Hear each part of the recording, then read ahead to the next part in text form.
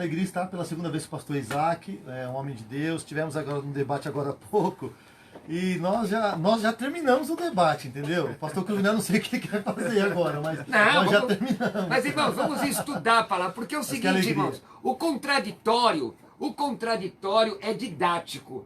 Porque qual é a protogênese do entendimento teológico? Qual é a protogênese? Qual é a protogênese? Digam comigo, irmãos. Ta Biblia. A Bíblia. Gesiel Gomes certa feita disse, abram o livro e não me perguntem que livro. Só existe um livro, o resto são opúsculos que enchem prateleiras. É forte, irmão. É forte. Bom, e é verdade. E é verdade, a Bíblia, ela é a protogênese da teologia. Daí se deriva o doquel, diga doquel. Doquel, o infinitivo é doquem, é aquilo que me parece, de onde vem a palavra dogma, é a tese. E daí nós temos a haireses, que é a antítese, não é? Então é importante a diferença de pensamento. A haireses nem sempre é perniciosa. Haireses, a partido, a facção. É importante que a produção teológica, a filosofia da teologia seja apresentada para que as nossas convicções sejam depuradas. Por quê? Como eu disse na mensagem de domingo, se eu estava lá, opinião nós sustentamos, convicção é o que nos sustenta. Eu quero só fazer, dentro do debate, se os dois senhores me permitem, uma consideração. O cessacionista, ele não crê na atualidade dos dons espirituais, ou da forma, da profusão que é difundido isso. Dons extraordinários. Extraordinário, não é isso? Exatamente? Profecia, revelação, apostolado e curas. Tá, o continuista, ele crê na atualidade dos dons espirituais, porém não dá ênfase em línguas. E aí nós temos uma série de irmãos da igreja Holiness, da Nazarena e tudo mais, tá? Os pentecostais clássicos, eles acreditam na atualidade de dons espirituais, mas dão a ênfase na evidência das línguas estranhas para o batismo no Espírito Santo. Os neopentecostais já é uma outra questão. Tem uma série de variações dentro do neopentecostalismo.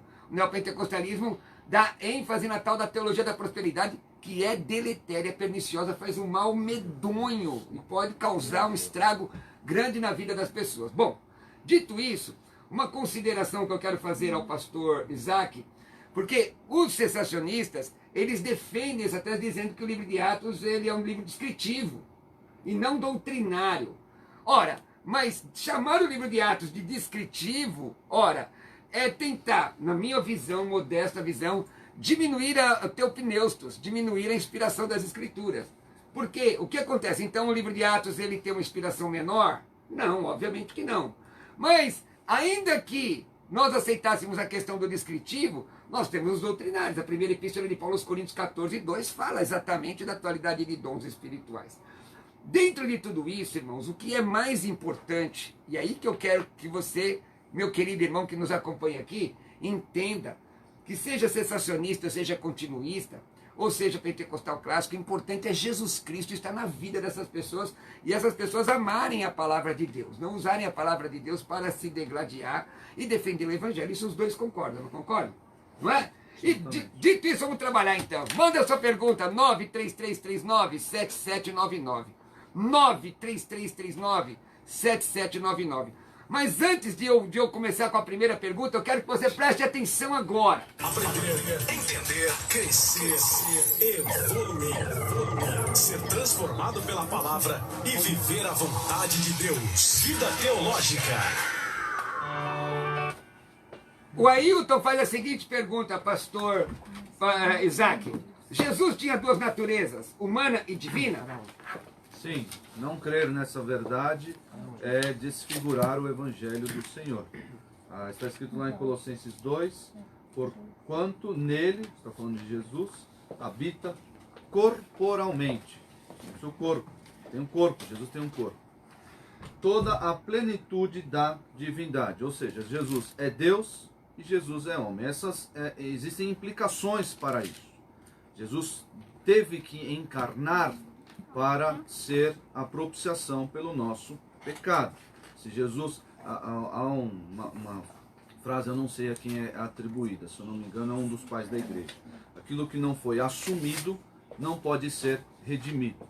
Então Deus assumiu a forma humana, isso se humilhando, como diz lá em Filipenses 2, para que experimentasse a nossa realidade e fosse ali o Cordeiro propiciador dos nossos pecados. E aí, ao terceiro dia, foi ressuscitado pelo poder do Senhor e está na glória, aguardando a segunda vinda, a qual nós esperamos com tanta ansiedade e fervor. Então, a encarnação está lá em João capítulo 1, não é? Ele tabernaculou, não é? Fez morada.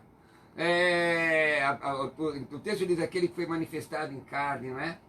O verbo se fez carne. Né? Isso. Você quer falar sobre isso? A natureza hipostática, ela diz que Jesus ele foi homem porque teve todas as características humanas, ter fome, ter sono, comer, crescer, viver, sangrar, chorar. Isso nós não podemos negar, porque se negarmos isso, incorreremos no erro doutrinário. Se Jesus não for homem, o sacrifício dele também não valeu. Ao mesmo tempo que ele era Deus, porque ele é a palavra de Deus, né? O verbo vivo, como bem disse o pastor Isaac. E sendo Deus, ele veio também com os atributos, nesse caso, morais da divindade, né? E depois da ressurreição ele diz, me dá todo o poder nos céus e na terra, então... Plenamente Deus e plenamente homem. Isso. Porque havia uma discussão entre... Na verdade você vai estudar isso, vou citar o livro do Berkoff, que é a História das Doutrinas, do Berkoff, editora PES. Vou citar também História do Pensamento Cristão, do Justo L. Gonzalez. Vou citar também História da Teologia, da editora... História da Teologia Cristã? Não, História da Teologia, que é... Meu Deus do céu, não é da Sinodal, acho que é da Sinodal, não é? São livros muito interessantes. Havia uma diferença de unilateralidade de apreciação doutrinária. Pastor, o que é isso? Parece um trava-línguas. Unilateralidade de apreciação doutrinária. É você escolher uma doutrina em detrimento de outra. Então tem a escola de Antioquia, que exacerbava a humanidade, e a de Alexandria, a divindade de Cristo. Tanto que a expressão mãe de Deus, ela foi usada, não é para divinizar Maria, mas para provar a divindade de Jesus, não é? Então, num concílio, se estabeleceu o entendimento de Jesus plenamente Deus e plenamente homem, humano. A pergunta é, então, aquele momento que Jesus diz assim, o Pai, ninguém sabe o dia da volta do Filho do Homem, a não ser o Pai que está nos céus, aquilo seria o que exatamente? Então quer dizer que, porque o texto é usado por uma série de grupos heterodoxos, não é? Para dizer que Jesus não é Deus, né? Desculpa, pastor, por favor. Qual que é o senhor? Eu tenho uma opinião até bastante polêmica sobre esse assunto, de que Jesus, com base em Filipenses capítulo 1, mesmo sendo Deus, não teve por usurpação ser igual a Deus, antes aniquilou-se a si mesmo se entregou. Isso, 2. Ok, obrigado.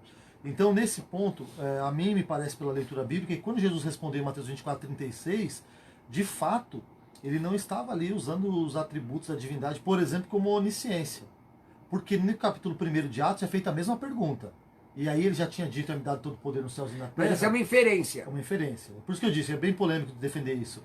Ele diz o seguinte, quando é feita a mesma pergunta em Atos capítulo 1, ele diz, não vos pertence saber os tempos e as estações que meu pai estabeleceu. Então, dá a entender que já sabia. Aí Apocalipse 1:8 diz que ele é o Pantocrator. Teos Pantocrator. Ele diz assim, ego em mim, to alfa, caíto, ômega, to Pantocrator. Eu sou o Todo-Poderoso. Então ele não sabe agora? Sabe, acho que agora sabe. Assim, esse é um problema que a gente discute na economia da Trindade, né? Qual é a função de cada pessoa da Trindade na sua relação trinitariana. O que o senhor quer dizer como economia? Só para o aluno entender. Sim, justamente isso. O que cada pessoa tem de função. Ou seja, não foi o Pai que morreu na cruz. Foi Jesus, o Filho, que morreu na cruz. A personalidade, não a divindade. A pessoa do Filho. A pessoa do Filho. Deus é um só. Não vem com essas pegadinhas. Não, não aí. estou fazendo pegadinha não, pastor. Deus é um só. Pastor, eu Tem não tô- 3 Pastor, pessoas. aqui é uma sala de aula, não é um debate não. Não estou fazendo pegadinha, eu estou cooperando com Tá o senhor. certo, tá certo. Tá Deus certo. é Isso uno mesmo. quanto à divindade. Exatamente, e o ouvinte precisa saber. Deus é um só, não existem 3 deuses. Nós cremos que Deus é um só há um Deus manifesto aí em 3 pessoas, Pai, Filho e Espírito Santo. Aliás, dizer Deus Pai, Deus Filho, Deus Espírito Santo não é correto, dá a intenção de triteísmo, tá? Mas continua. Mas a ideia é de que os 3 são um Deus, né? É Deus, o Pai, São- o Filho, o Espírito Santo é melhor. Pode ser, melhor. Né? É. Talvez para efeitos aí de inte- didáticos. Né? Didático, é. Ok, então esse problema aí que as pessoas dizem, Jesus não sabe o dia, nós tentamos explicar dessa forma. Em que momento, aí o pastor aqui, Roberto disse, aí lá Jesus, quando é um pantocrato, ele sabe, quando ele é encarnado, ele não sabe, e fica Deus não se submete a tempos e a destempos. Mas é mais lógico. Mas mostrando essa função de que o dia em que eu virei, a minha segunda vinda, está a cabo do Pai. Ele vai dar a ordem e eu voltarei. Mas é lógico com relação mas a questão não nem é o debate, é só para a gente ampliar aqui o entendimento. A questão não é com relação Deus, o Pai, com relação ao Pai saber ou não saber, mas por que Jesus disse aquilo naquele momento. E eu acredito que a explicação plausível está no texto de Filipenses 2, porque ali abre mão. Aí os polemistas vão dizer, o problema de Filipenses 2, eu estou aqui fazendo papel de advogado do diabo. Deus te proteja, Deus me proteja. e te converta, e que te eleja. Mas usam aí o Filipenses 2 para diminuir, o que é absurdamente herético, para diminuir a divindade Lógico que não. de Deus. Por exemplo, eu tenho Ou de aqui, Jesus. eu tenho aqui a chave do meu carro. O carro de quem é? É seu. É seu? É meu? É seu. Eu coloco a chave em cima da mesa, mas a chave de quem é ainda? É minha. Mas está chovendo lá fora. Eu posso ir de carro, não posso? Mas eu escolho ir a pé. E vou tomar chuva. O carro continua sendo meu. É a mesma coisa. A divindade continua sendo dele, mas ele abre mão ali no texto, por conta de se alinhar com toda a situação humana, não é isso? Cristologicamente? Assumir a forma humana é o esvaziar da sua glória, é o assumir a forma humana. É a humilhação de Cristo. Ele que estava na sua posição de glória, como diz o começo do capítulo, ele esvaziou-se para assumir a forma humana. Como é heresia dizer que Deus morreu na cruz? Como é outra heresia dizer que Deus abandonou Jesus na cruz? Tem que tomar cuidado com isso. Deus abandonou Jesus na cruz é grave. Primeiro século, deve ter visto isso no seminário. Tem gente até hoje. Vamos lá. Paulo pergunta, mas pessoal, quer mandar uma mensagem para cá? 11 933 39 7799. Olha, também mandar, não sei, a Adriana está acompanhando aqui pelo Facebook. Pessoal, compartilha o link do Facebook aí, compartilha o link, marque as pessoas, nós estamos transmitindo pelo Facebook também, tá bom? Teológica Vida. Eu acho que também, não sei se a Ione colocou no meu perfil, colocou, Ione? Ou então o pessoal do meu perfil, compartilha aí também, pessoal. Tá ok? Vamos levantar umas 100 pessoas assistindo agora. E agora também no Instagram. No Instagram tem @teológicavida. @teológicavida. E a Teológica Vida segue 4 pessoas. Segue o pastor Cláudio Apolinário, segue o pastor Jamierson Oliveira, o irmão Carlos Apolinário Júnior e eu, pastor Roberto Cruvinel, @Roberto Cruvinel. Me segue também, tá bom? Vamos lá? Aliás, lá tá como se escreve Reinei Tuquiro. A transmissão tá um pouco longe para mim, viu, Adriana? Então eu não consigo ler. O pessoal tá postando, tem bastante gente aqui no Instagram e eu não consigo ler, mas o pessoal já vai pegar já já. Pastor Gessé Odilon, o Paulo pergunta, explique Atos 1:18, que o meu amigo aqui acredita que seja só descritivo, mas vamos lá. Bom, Atos 1:18 um dos textos que fala sobre a morte de Judas, né? A palavra de Deus diz: ora, este homem adquiriu um campo com o preço da iniquidade e, caindo de cabeça, rompeu-se-lhe pelo meio e todos os intestinos derramaram. Eu li a versão Nova Almeida atualizada, chamada NAA. Bom, em Mateus 27 há uma outra descrição que fala sobre Judas se enforcando, né? Eu não sei se a questão dele está sobre a forma da morte ou em relação à compra, mas em relação à morte, Judas se enforcou, o galho provavelmente deve ter quebrado e ele deve ter caído, de modo que as suas entranhas caíram na terra. É assim que a maioria dos estudiosos harmonizam o texto de Mateus 27 com o de Atos capítulo 1. Em relação à compra, porque no texto de Mateus, Judas me parece que devolve as moedas para os sacerdotes, que eram as 30 moedas de prata, que tinham sido usadas como preço para ele entregar Jesus.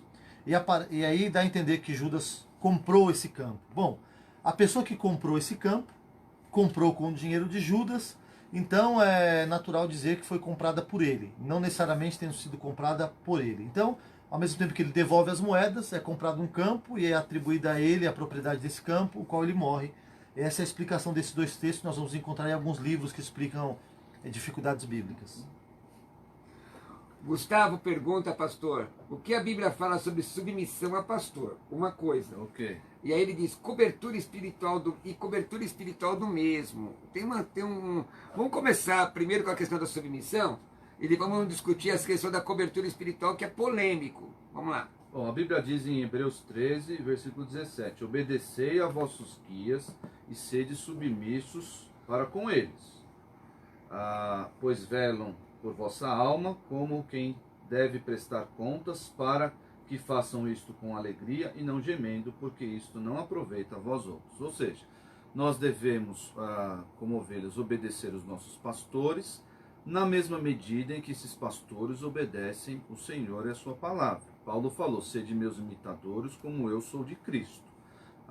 Nós devemos obedecer, seguir os que os pastores falam, sempre que esses pastores falarem de acordo com a palavra, de acordo com a doutrina escrita, revelação, o que está escrito na sua Bíblia e na Bíblia dos pastores. O que é usado, abusado hoje em dia, as pessoas pensam que o pastorado os coloca numa posição de proeminência ou de modo especial à frente das pessoas e que exercem intocável. Algum tipo de poder e que não podem tocar, como dizem por aí, tocar no ungido do Senhor. De forma alguma. O pastor é um crente designado por Deus e pela igreja para pastorear o rebanho. Em 1 Pedro, se eu não me engano, capítulo 5, vai falar acerca da responsabilidade desse pastor. Rogo, pois, aos presbíteros, mesma palavra para pastores ou bispos, que há entre vocês, eu presbítero como eles, testemunha dos sofrimentos de Cristo, e ainda co-participante da glória que há de ser revelada, pastoreai o rebanho de Deus que há entre vós. Certo, que esse é imperativo, né? Sim, há muito mais responsabilidade sobre os ombros dos pastores do que glória, posição ou poder sobre vamos terminar o essa rebanho. leitura aí, essa leitura é importante. Vamos, claro. Vai lá, Pastoreai o rebanho de Deus que há entre vós, não por constrangimento. Ninguém é obrigado a ser pastor, nem deve ser obrigado. Paulo vai falar em 1 Timóteo 3 que alguém deve almejar o episcopado. Segura aí um pouquinho, pastor. Deixa eu te dizer uma coisa, querido irmão. Você que é cooperador na sua igreja e é um pregador, e Deus te usa como pregador, seja pregador da palavra. Não coloque em DVD, em CD, que você é pastor sem ser ordenado, porque isso é problema de caráter. E se você começar seu ministério com problema de caráter, você vai ter problema de caráter sempre. Então, meu irmão, você pode ser uma bênção onde Deus te colocou. Amém. Continua porque a leitura vamos aí. Não por constrangimento, mas espontaneamente, como Deus quer. Nem por sorte da ganância. E o pastor Covinel mencionou aqui bem no início do programa a questão da teologia da prosperidade. Infelizmente, o que esses homens fazem, homens maus, que se auto-intitulam pastores e se colocam acima do rebanho, a maioria desses homens utilizam desse expediente para dividir a igreja, para trazer a heresia da teologia da prosperidade. Para quê? Para engordar os seus bolsos, as suas contas bancárias. E aqui diz que o pastor não deve pastorear por sórdida ganância, mas de boa vontade. 3.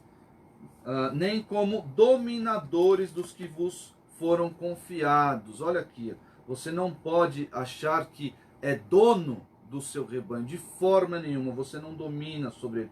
Antes, tornando-vos modelos do rebanho. E aqui nós vamos pegar um texto sobre a questão da diferença do crente e do discípulo.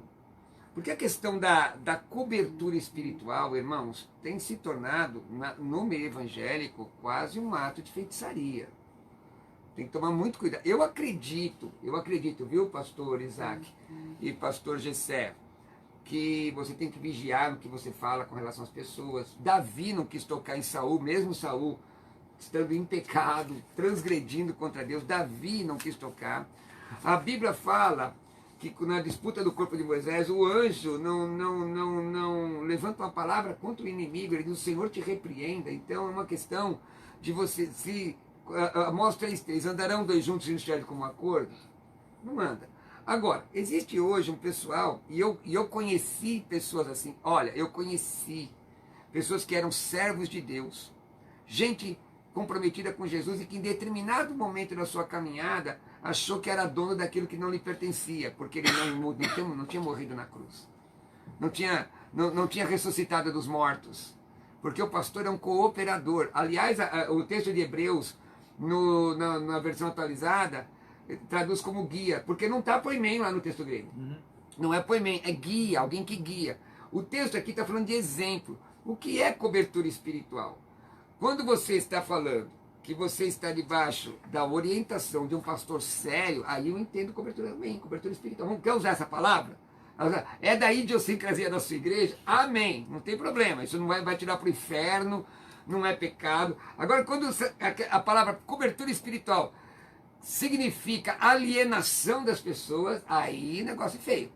Aí eu conheci um pastor que eu tinha uma grande admiração, que ele alienava as pessoas, ele ditava, inclusive influenciando em casamento.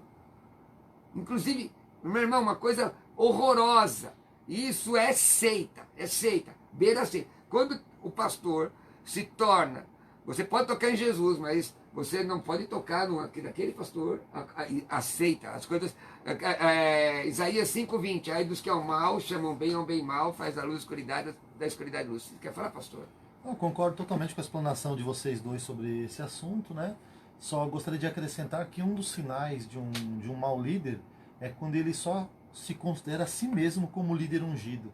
Sim. E muitas vezes as pessoas falam, o mesmo pastor que fala assim, ó, não toque no ungido do Senhor, ele toca em todo mundo. Ele acha que ele pode tocar e ninguém pode tocar nele. E todos detêm a unção. Exatamente. Aqui temos 3 pastores aqui. Eu não posso dizer que eu sou o pastor e eles não. Tem que respeitar igualmente. Mesmo o pastor aqui sendo sensacionista. Na verdade, não, é uma coisa interessante. Eu fico chateado. Irmão. O que nos une é mais do que o que nos separa. Não, mas o que às vezes eu fico chateado e dizer assim, alguém diz assim, o pastor é uma bênção apesar de ser sensacionista. Por que eu estou diminuindo o meu irmão? Ou o outro é uma bênção apesar de ser pentecostal. Apesar de? Por que coloca o apesar de? Isso é carnalidade, irmãos. Coisa de gente carnal. Eu quero ver Jesus. Eu brinco com os meus irmãos aqui, mas ninguém pode dizer que eu sou desrespeitoso. Porque se eu disser que o cidadão é herege, eu vou abrir a Bíblia e dizer que você é um herege. Aí eu digo na cara. Pronto. Amém? Jesus fazia isso diante dos fariseus. Vamos lá. José diz, é correto não servir a ceia a irmãos não batizados? Bom, pastor. Ok. Então essa é uma questão mais local e mais temporal do que bíblica, né? Porque os irmãos, quando aceitavam Jesus na igreja primitiva, imediatamente eles eram batizados. Os irmãos, quando eram ordenados ao apostolado ou para ser um líder da igreja, era apenas imposição de mãos.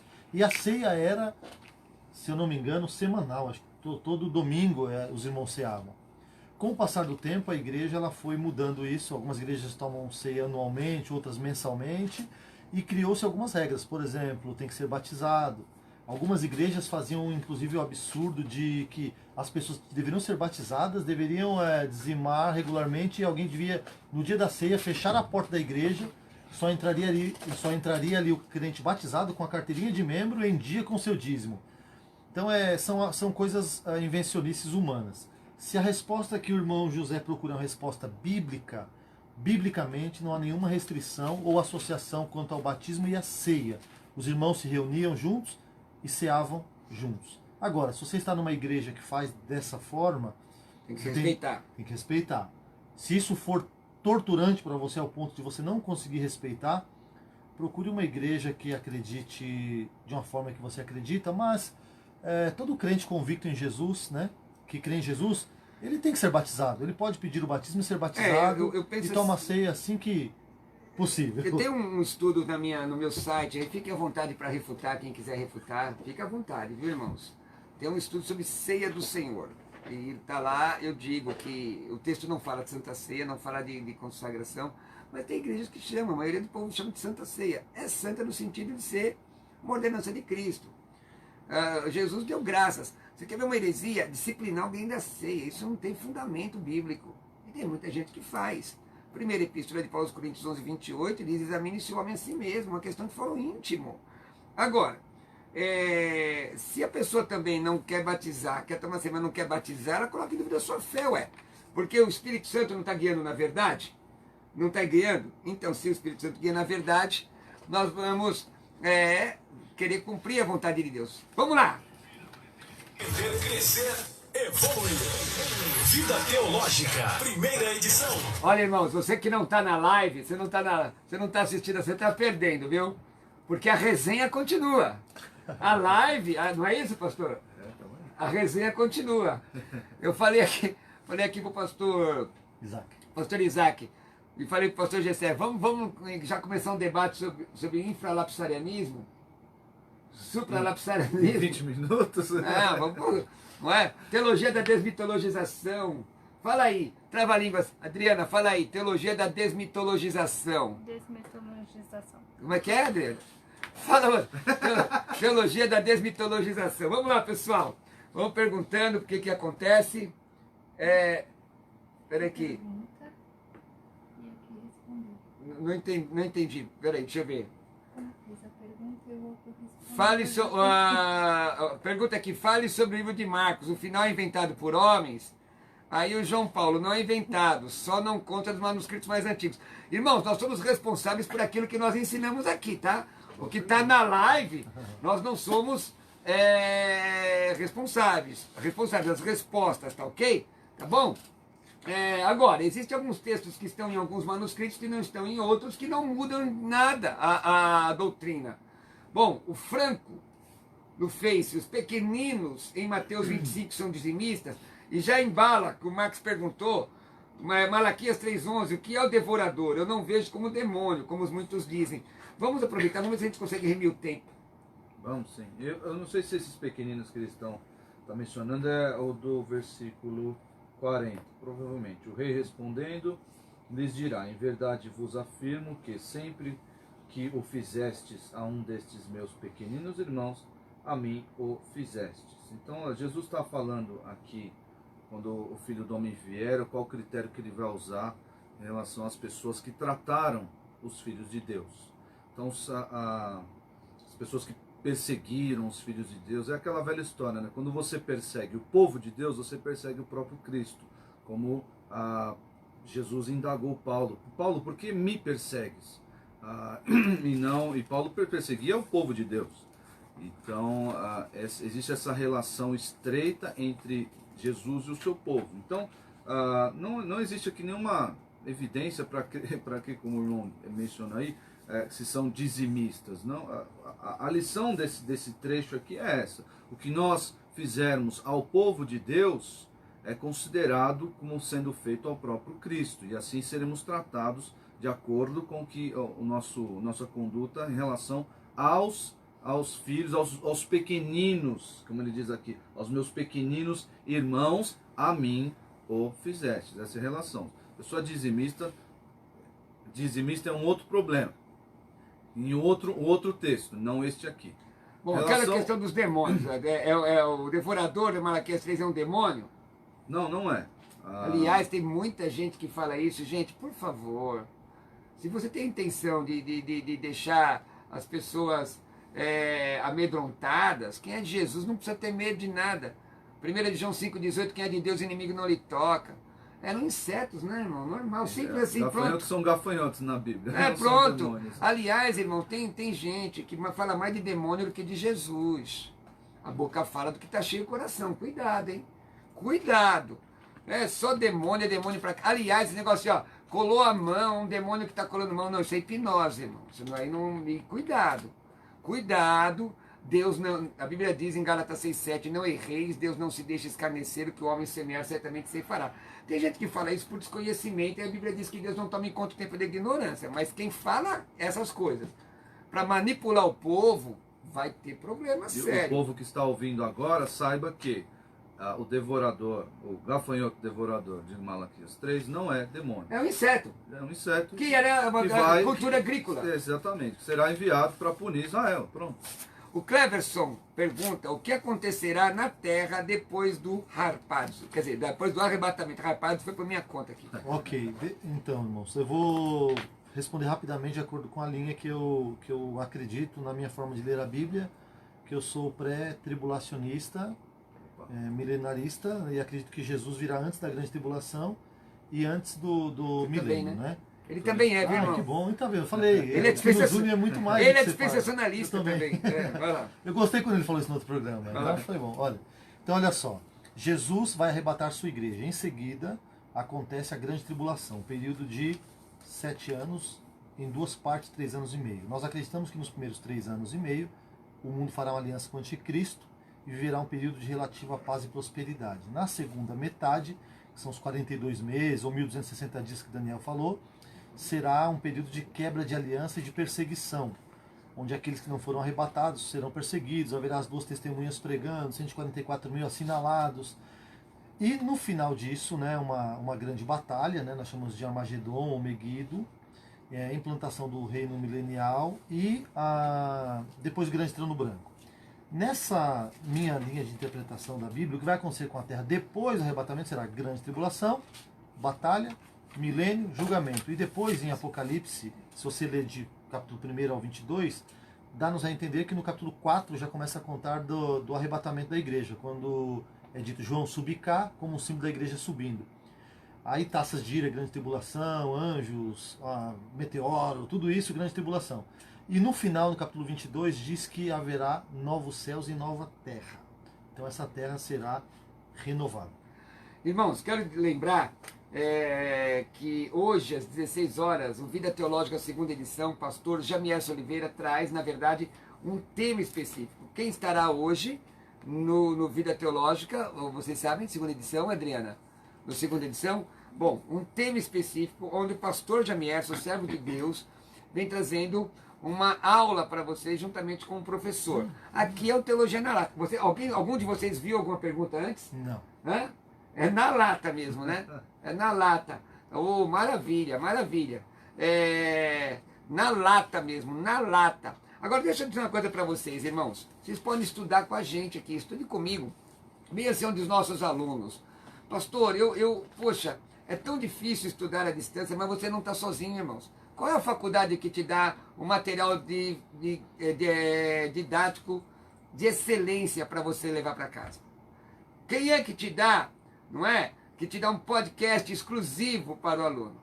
Quem é que tem um plantão Tira Dúvidas aqui no ar de segunda a sexta, onde você vai ter um grupo só para você tirar dúvidas? Quem? É a Faculdade Teológica Vida, é óbvio. Mas não é só isso. Ambiente virtual, onde o aluno tem acesso às provas, não é? Uma grade curricular com 48 matérias avançadas. Quem te dá agora? Se você fechar hoje, tá? Se você mandar uma mensagem agora, ainda ganha de presente, tá? Eles vão te explicar quantas vezes no cartão. Eles vão te dar de presente, nós vamos te dar de presente a Bíblia Teológica, são mais de 1000 páginas.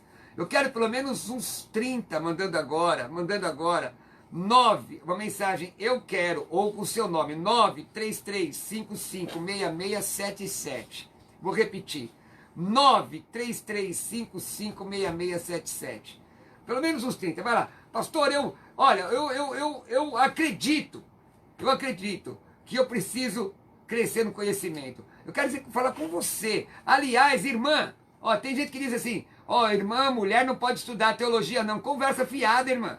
Conversa fiada. Você quer investir no seu ministério? Vem cá, vem estudar com a gente. 933556677. Manda uma mensagem de WhatsApp agora. Minha irmã, meu irmão, dirigente do círculo de oração, a irmã dirigente do círculo de oração, você diácono, 933556677. Vem estudar com a gente agora, tá ok? Pode vir, 933556677. Guilherme, pelo menos aí, umas 30 pessoas mandando mensagem agora, só dizendo, eu quero, 933556677. Entender, crescer, evoluir. Vida Teológica, primeira edição. Pastor Isaac, meu amigo, pastor da Igreja Batista Redenção. Eu não conheço seu pastor. Já ouvi falar Você não muito, conhece? Não conhece pessoalmente, não conheço. Já ouvi falar dele. Se eu for lá, irmão, vão me saudar com a paz, né? Ou com bom dia. Posso assistir uma aula sua para criança? Eu sei que você trabalha com criança também. Eu vi isso, achei muito interessante. Viu, irmãos? Quando você olhar para o ministério de alguém, irmãos, veja as coisas boas. Que às vezes as pessoas veem o que acontece nos debates, não é? Vejam as coisas, porque tem coisa boa, nós estamos falando coisa boa. Irmão querido, como pode te achar? Fala aí. Pastor Roberto, um prazer de novo estar aqui. Pastor Gessé, foi um prazer conhecê-lo. Que Deus abençoe o ministério de vocês. Vou orar por isso. Pode me achar no www.igrejaredenção, né, sem o cedilha e sem o tio, redencal.org.br. Você pode me achar. Tem um canal no YouTube da igreja, também tem bastante sermão, estudos. Procura lá Igreja Batista Redenção no YouTube que você vai achar o nosso canal. Mas o site onde é concentrado tudo, www.igrejaredenção.org.br. Quer deixar um telefone? Pode achar meu telefone lá, porque se eu Tá for bem. falar acho que eu vou errar. Então tá bom. Pessoal, as pessoas estão dizendo que o pastor Gessé parece comigo. Vocês acham? Num debate, o estilo, o jeito dele? Você acha? Eu estou me aposentando quase, irmão. O pastor Gessé é um filhão, viu, irmãos? É um filhão. Quem for levar, abençoa, cuida dele. Pastor Gessé, para te encontrar, como é que faz? Estou na Igreja Brasil para Cristo, em Arujá, na rua Guanabara 155. Você consegue me achar nas redes sociais também, YouTube, Facebook ou Instagram, digitando meu nome no Google. Uma alegria, mais uma vez, conhecer o pastor Isaac, um homem de Deus, um mestre na palavra. Que alegria poder conhecer pessoas assim. Me senti honrado em estar com o senhor em 2 programas. Espero que a gente se encontre mais vezes, tá bom? Deus abençoe. Obrigado, pastor. Já falou seu contato? Já. Gessé Odilon Rodrigues no Google. Vai achar. Se o pastor Luciano estivesse aqui, ele diria, é um príncipe, né? É um príncipe. Irmãos, eu sou pastor lá em Arujá, nossa igreja é Rua Guanabara, 155, Jardim Planalto, Arujá, Brasil para Cristo em Arujá. Mandar meu abraço também aos irmãos da Comadesp. Você quer me... Dia 11 agora, dia 11, eu vou estar pregando na Anjos de Aço, que aliás amanhã vai estar aqui, não é isso? Vai estar aqui o pastor da Anjos de Aço. E no debate, né? Eu vou pregar no dia 11 na Anjos de Aço. Quem quiser me convidar para pregar, esse telefone é para convites, é 967665787 pelo WhatsApp. 967665787. Eu vou repetir, 967665787. E os irmãos que têm interesse em aprender escatologia, já me perguntaram, pastor, e o DVD de escatologia? Na verdade é um kitzinho que eu tenho, meu DVD de escatologia. Pode me procurar no WhatsApp, 967665787. 967665787. É um DVD triplo. Entra no Instagram, segue a Teológica Vida, @Teológica Vida, e me segue, Roberto Cruvinel no Instagram. Me segue. Também no meu Facebook, pastorrobertocruvinel.com.br, tem todas as mídias sociais minhas lá. Entra lá, vem comigo, tá bom? Que Jesus te abençoe, que Jesus te guarde. Obrigado, pastores, obrigado, equipe. Deus abençoe, fique na paz. Um beijo no seu coração.